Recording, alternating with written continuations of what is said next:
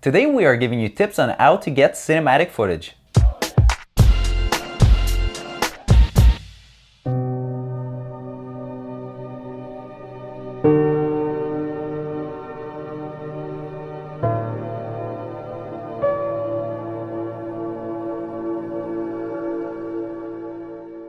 What's up everyone? So in this episode we will go over camera settings and post-production tricks to make your footage more cinematic. Everything you are seeing in this episode is available on our website, so go grab it after the video. The link is in the description below.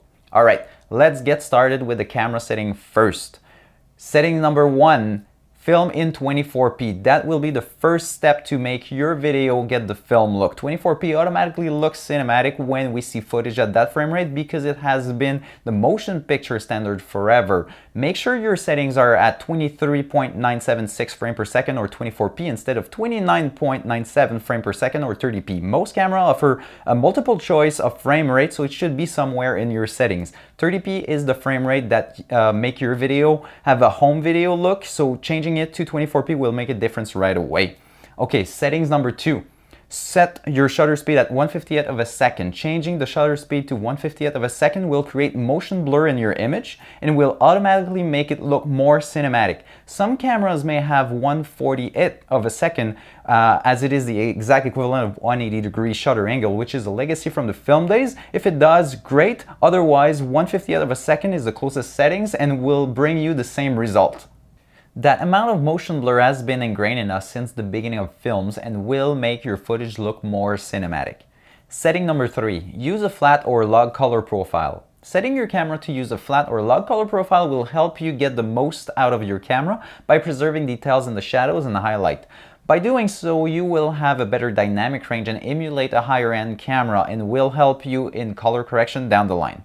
These color profiles can be loaded onto your camera or are already in your camera, which is the case for most log color profile nowadays.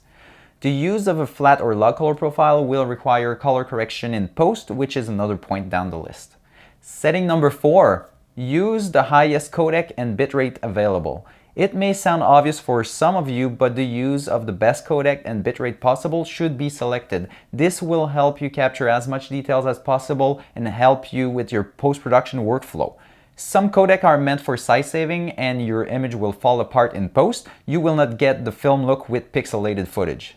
Some cameras have highly compressed codecs selected by default. You should make sure you are getting the most of what your camera is capable of. Last point for the setting. Use a low F number for a shallow depth of field. This is between setting and technique, but using a shallow depth of field will help you achieve cinematic shots. A shallow depth of field is that beautiful blurry background effect. To achieve this, you will need to set your aperture or F number to a low number. If you only have the kit lens available to you, it may be harder to achieve, but one neat trick to get this look is to step back and zoom in with the lens. This will create the same effect. Okay, now let's move on to the post-production tricks. Post-production trick number 1, color grading your footage. Color correction and color grading play a big part of making your footage look more cinematic. With colors, you can express mood and emotions, and it will give your footage a stylistic touch. Studying a color palette to fit the mood of a scene is part of the personalization you can do. There are popular looks that are used and will give you the film look, like teal and orange, which is available as a lot in our asset pack. You just need to load it with your favorite editing program.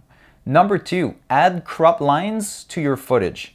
Adding crop lines is one of the most popular tricks in the history of frugal filmmaking. These are overlays that you place on top of your footage in the timeline and make your video look like it has a wider aspect ratio.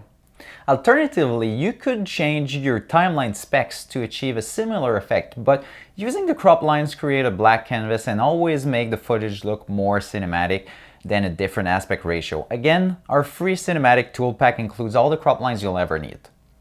Number 3, adding grain. To emulate the film look, adding grain is another trick that will make your footage stand out. Depending on the look you're going for, you may need finer or coarser grain. With most grain, you just need to import it on your timeline, extend or copy to the desired length, and set the blend mode to overlay, and you'll be set. Point number 4, know editing basic, especially when it comes to dialogue. Learning and knowing some editing basics will make a big difference. Learning J-cut, L-cut to make your piece flow better is a must. Same with B-roll, knowing when to use establishing shot, that sort of stuff is really useful. And finally, adding music. Adding music is another artistic choice that may be forgotten by many. Choosing the right music that fits your piece is something that will help transmit the tone of the scene. There are many good free sources out there, like the YouTube audio library, or there are really inexpensive good composer out there, like Conti Music. Their link is in the description below. And that's it. Combine all of this, and this is what it could look like.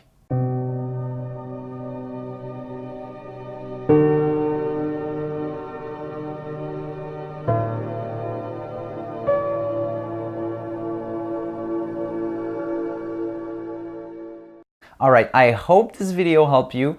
Like I mentioned, you can find the cinematic tool pack for free on our site. The link is in the description below. As always, if you have any comment, leave them in the comment box below, subscribe to the channel, and see you next time.